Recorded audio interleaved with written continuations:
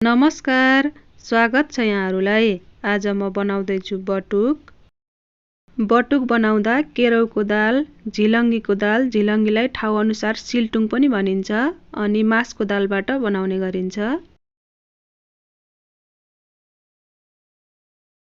आज मैले मासको दालको बटुक बनाउँदैछु। मासको दाललाई 4-5 घण्टा भिजाएर लिएकी छु। अब दाललाई यसरी मिच्दा यसको बोक्रा निस्कन्छ। यसलाई यसरी बोक्रा निकालेर राम्रोसँग पखाल्नुपर्छ। दालको बोक्रा फालिसकेपछि अब यसलाई पिस्दैछु। दाल पिस्दा पानी नराखी सुक्खा नै पिस्नुपर्छ। यदि गिलो भयो भने बटुक बनाउँदा गाह्रो हुन्छ।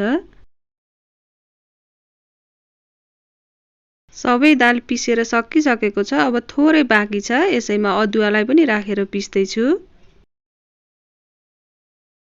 सबै दाल पिसिसकेपछि यसमा 1 चम्चा घिउ राखेँ।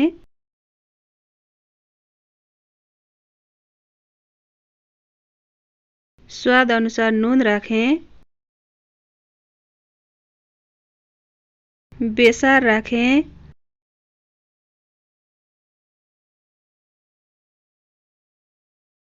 थोरै जिरा धनियाको धुलो राखेँ। अब यी सबैलाई राम्रोसँग मिक्स गरेर पिठोलाई फाउनु पर्छ। पिठो जति राम्रोसँग फायो त्यति राम्रो बटुक बन्छ।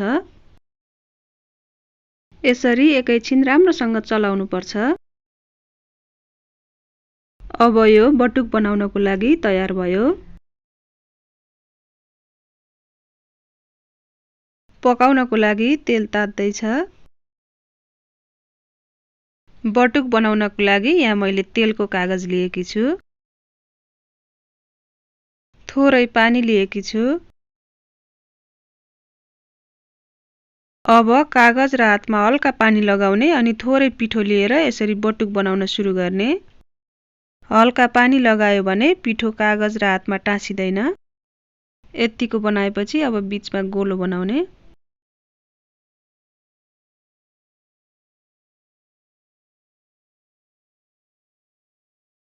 बटुक बनेर तयार भयो। अब यसलाई तातो तेलमा पकाउने।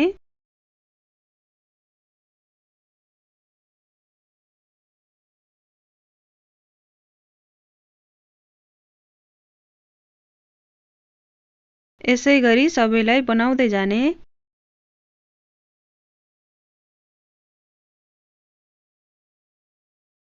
बीचबीचमा पल्टाउँदै दुवै साइड राम्रोसँग पकाउनु पर्छ।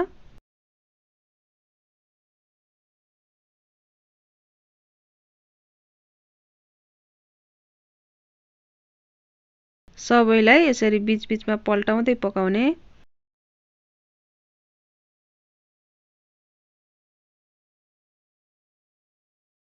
यतिको रातो भइसकेपछि बटुक पाकेर तयार भयो। अब यसलाई झिक्ने।